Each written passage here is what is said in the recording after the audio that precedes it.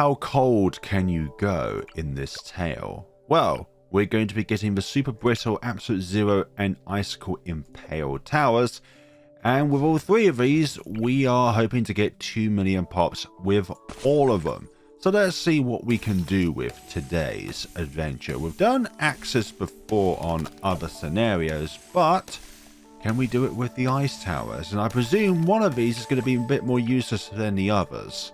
I want to put down Geraldo as soon as possible, but unless we do not get enhanced freeze, I don't think we've got a fire rate in order to sustain this. And we could get permafrost for only 160, but I'd rather get Geraldo as soon as possible, so that we can get back Joe's fire for round 40.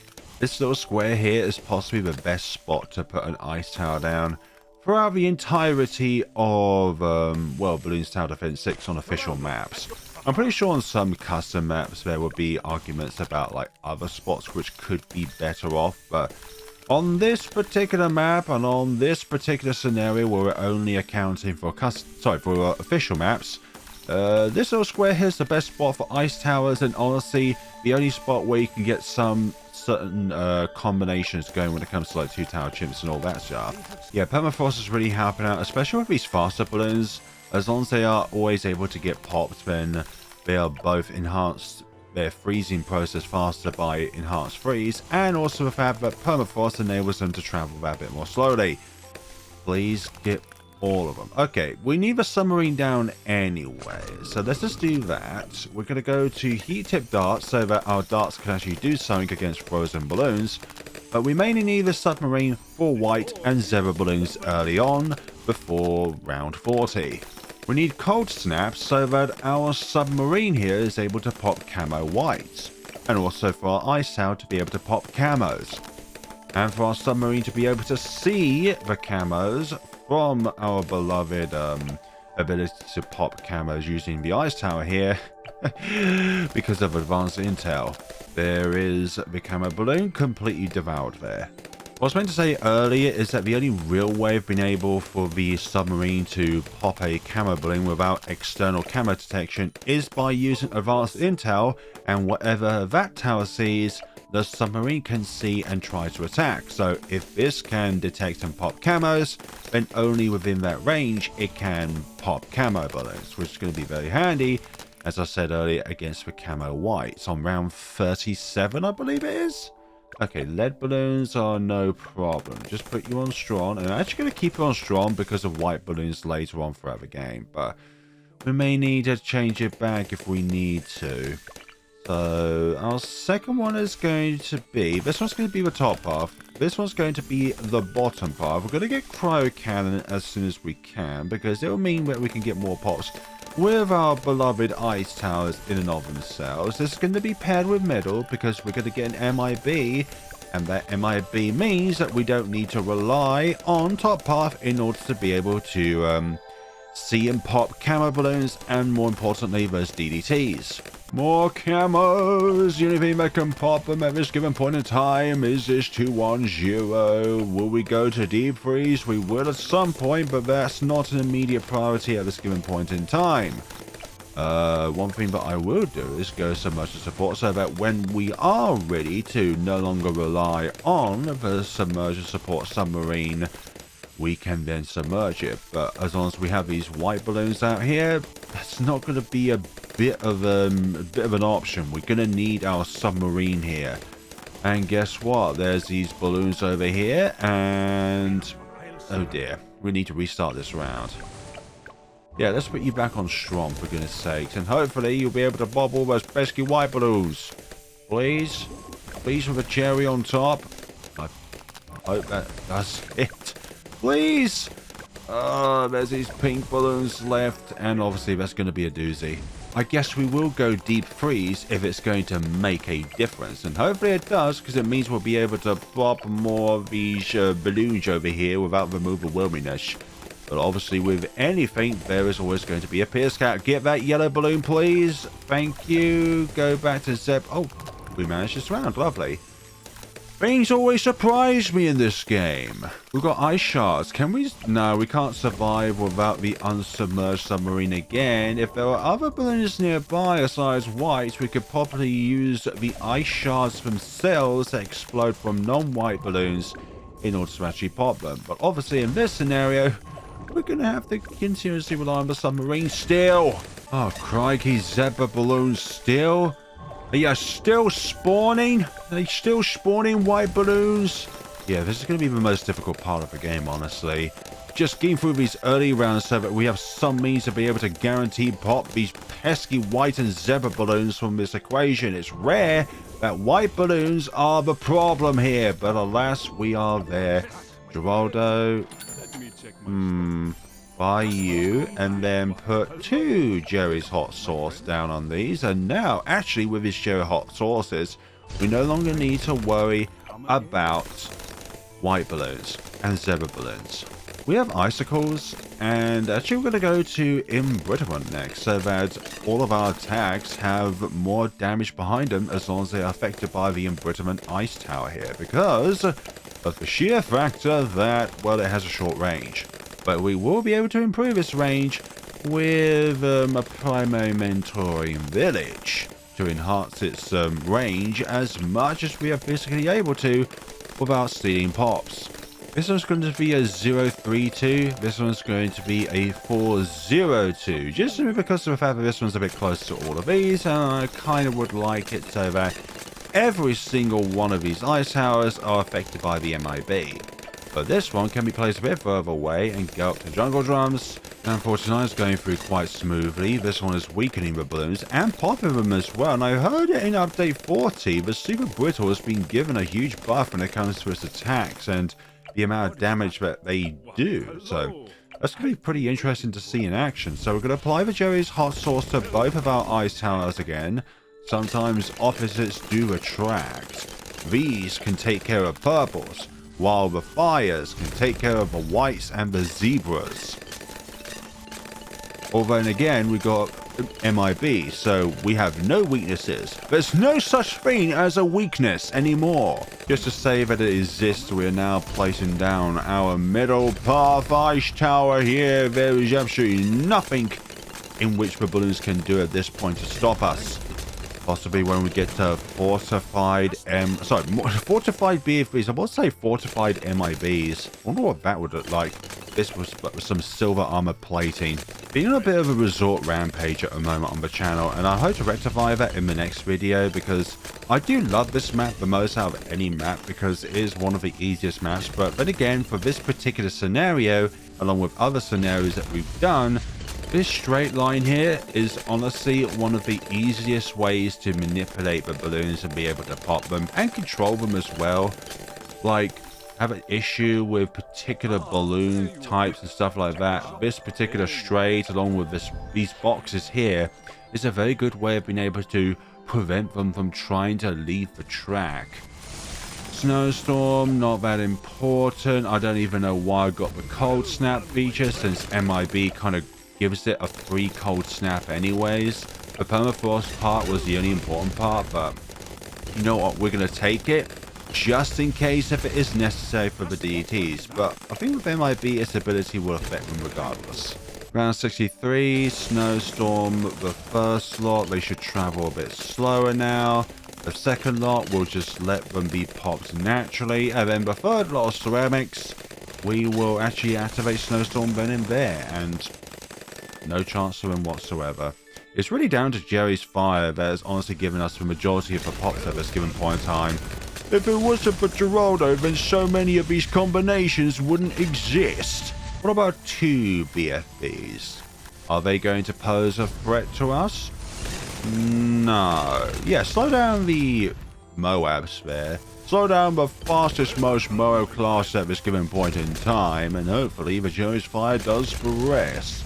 Slow down the fortified ones. If you're enjoying the videos so far, then please be sure to give it a like, comment, and subscribe if you have not done so already. If we can hit 10,000 subscribers by the end of the year, I will be posting a video where we'll be discovering every single 2TC combination not yet done that can only be done on custom maps. So let's say, for example, if you want to see a Quincy crossbow master combination. Well, that is theoretically possible since a crossbow master can pop DDTs, but there's no maps. Oh, hold on. Jerry's fire.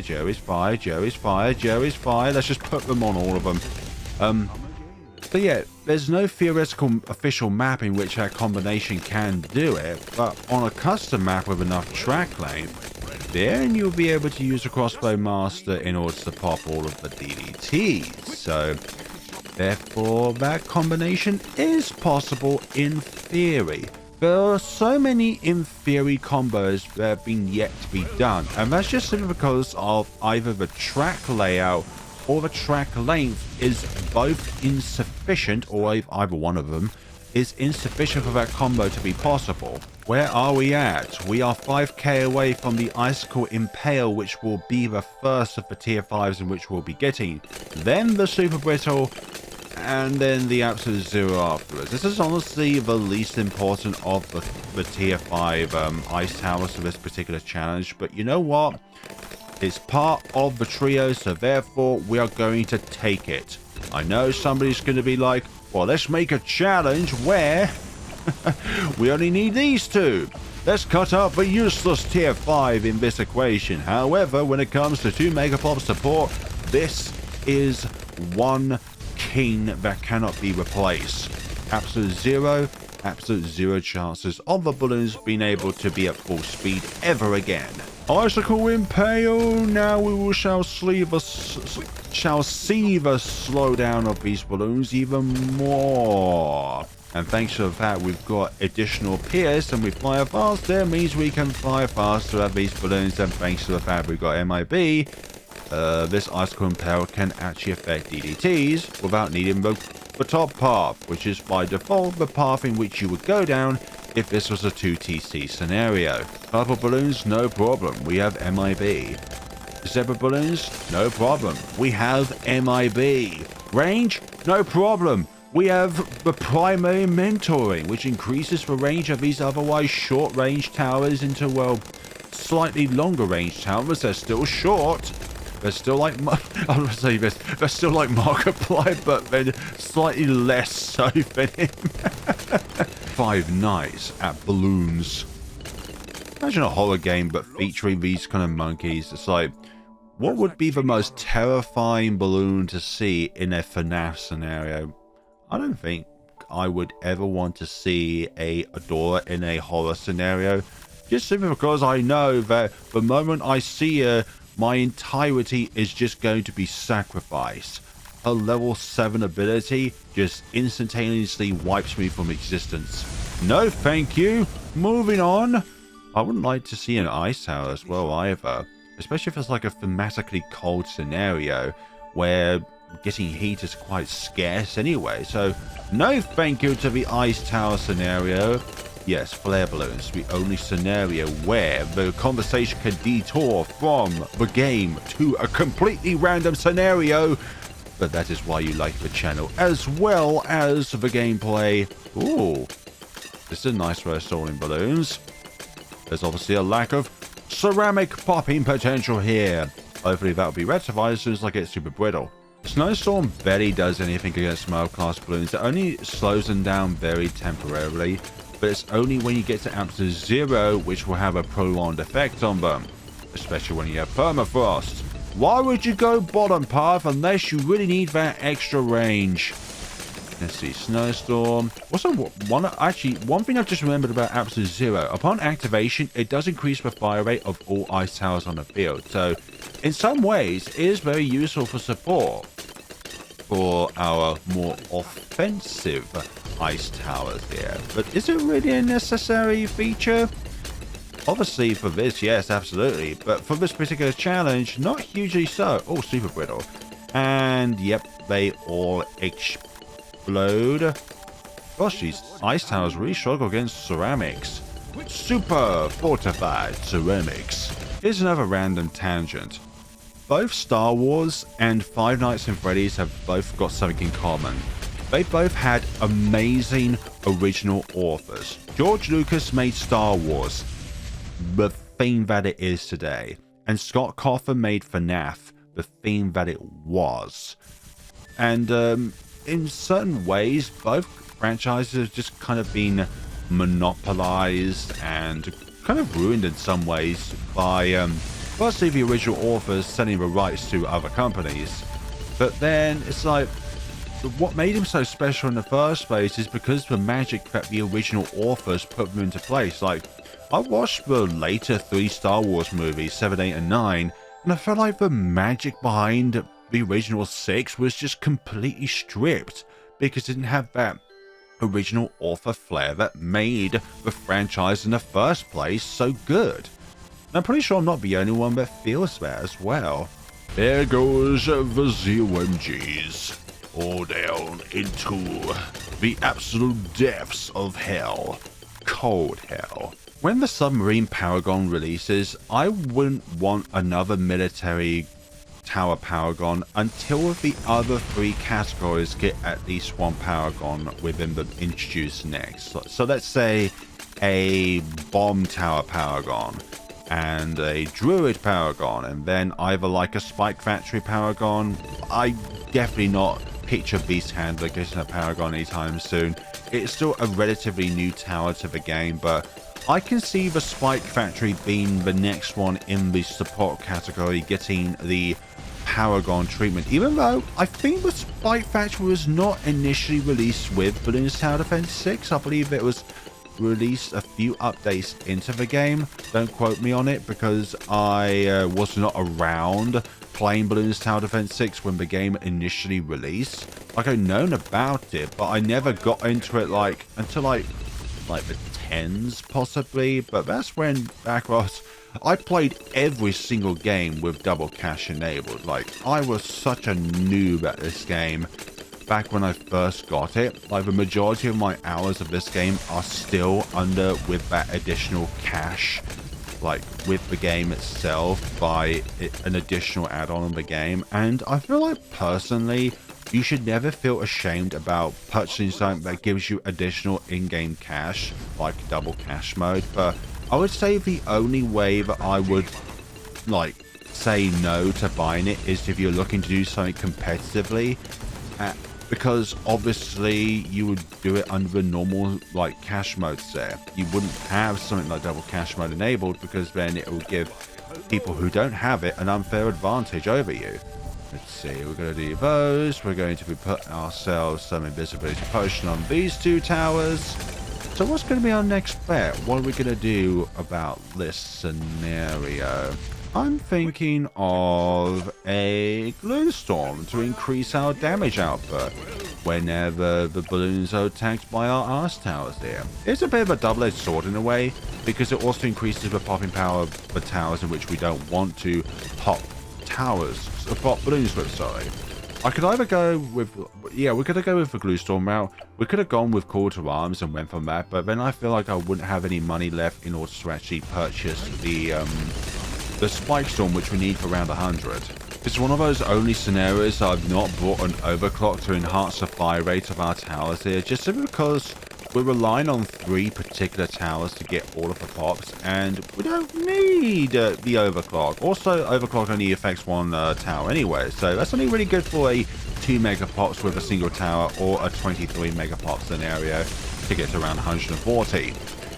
God damn, fortified bad, and also 138 with all those deities, I think are the biggest challenges for a round 140 scenarios. Not 114, 140 with a 0 at the end and a 4 in the middle.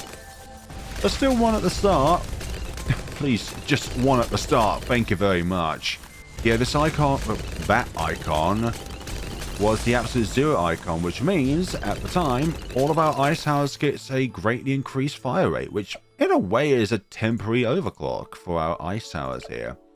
I'm thinking of them as that, okay? It's not exact same thing, but you can compare it, okay? Because they both functionally do the same thing, but one of them is significantly less time. Alright? Don't hate me for that, okay? You know I'm right. As I said the differences earlier.